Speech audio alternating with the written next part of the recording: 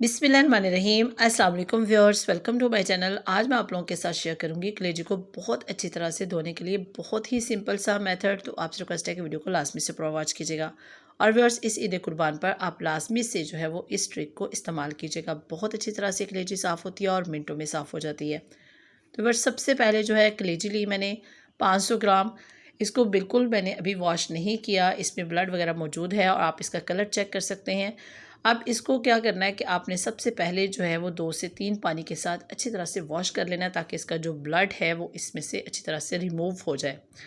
तो इसको जो है वो मैं एक बाउल में ऐड करूँगी और इसको अच्छी तरह से धो लूँगी 2 से 3 पानी के साथ। तो व्यूअर्स, एक बाउल में पानी ऐड कर दूँगी और उसमें जो है वो मैं कलेजी के पीसेस जो हैं वो इस तरह से ऐड कर दूँगी और इसका ब्लड जो है वो अच्छी तरह से रिमूव करने के लिए इसको 2 से 3 पानी के साथ धो लेंगे। और व्यूअर्स, आपसे रिक्वेस्ट है कि अगर आप मेरे चैनल पर पहली बार आए हैं तो मेरे चैनल को लाजमी से सब्सक्राइब कर लीजिएगा और सब्सक्रिप्शन के साथ दिए गए बेल आइकन को भी लाजमी से प्रेस कर लीजिएगा। मेरी कोशिश होती है कि मैं आपके साथ जो है वो सिंपल सी इजी सी रेसिपीज़ शेयर करूं जो आपके लिए बहुत ही हेल्पफुल हों। तो व्यूअर्स, इस तरह से हाथों की मदद से देखें, इसको 2 से 3 पानी के साथ अच्छी तरह से धो लेंगे और इसका जो ब्लड वगैरह है वो अच्छी तरह से रिमूव हो जाएगा। तो इसको जो है वो मैंने 2 से 3 पानी के साथ अच्छी तरह से वॉश कर लिया।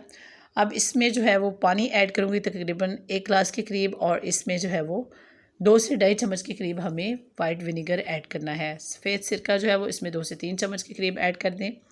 इससे बहुत जल्दी बहुत अच्छी सी जो है वो कलेजी साफ़ होगी। अगर आपके पास सिरका ना हो तो आप इसकी जगह पर लेमन जूस का इस्तेमाल भी कर सकते हैं। आप कलेजी को धोने के लिए दूध का इस्तेमाल भी कर सकते हैं, लेकिन सबसे सिंपल और इजी है कि आप इसमें सिरका ऐड कर दें। इससे ब्लड जो है वो बहुत जल्दी से इसमें रिमूव होगा और देखिए बहुत अच्छी सी इसकी सफाई होना शुरू हो चुकी है और ब्लड वगैरह जो है वो रिमूव होना शुरू हो गया है।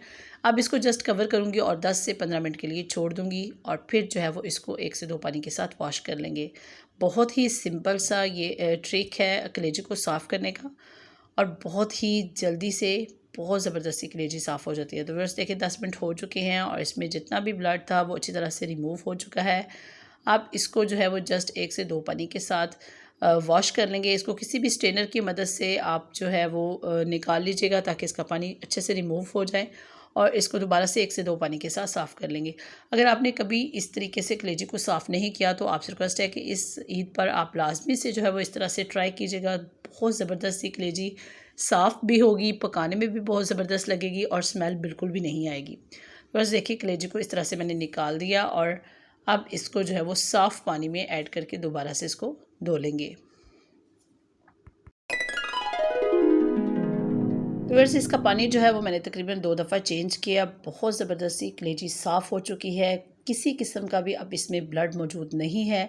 इसको अच्छी तरह से जो है वो स्ट्रेनर में डालकर जो है वो इसका पानी ड्रेन कर देंगे और ताकि इसमें पानी जो है वो बिल्कुल मौजूद ना हो। जब हम कलेजी को पकाते हैं तो इसमें से काफ़ी सारा पानी निकल आता है। तो आप कोशिश करें कि जब भी आप इसको पकाएँ तो पकाने से पहले जो है वो आप इसका पानी अच्छे से ड्रेन कर दें। इससे टाइम की भी बहुत बचत होगी और बहुत ज़बरदस्ती कलेजी जो है वो बनकर तैयार होगी। कलेजी को जब हम पकाते हैं तो इसको बहुत ज़्यादा हमें जो है वो कुक नहीं करना होता। ज़्यादा कुक करने से कलेजी हार्ड हो जाती है। तो इसलिए अगर आपने अच्छे से पानी इसका रिमूव किया होगा तो इसकी जो कुकिंग टाइम है वो थोड़ा कम होगा।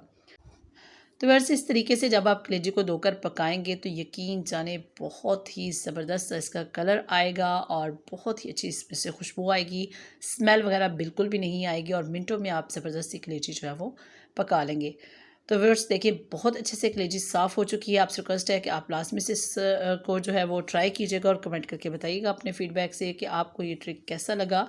अपनी दुआओं में याद रखिएगा, अपना बहुत सारा ख्याल रखिएगा। इंशाल्लाह नेक्स्ट फिर किसी नई रेसिपी के साथ आपकी खिदमत में हाज़िर होंगी। तब तक के लिए अल्लाह हाफ़िज़।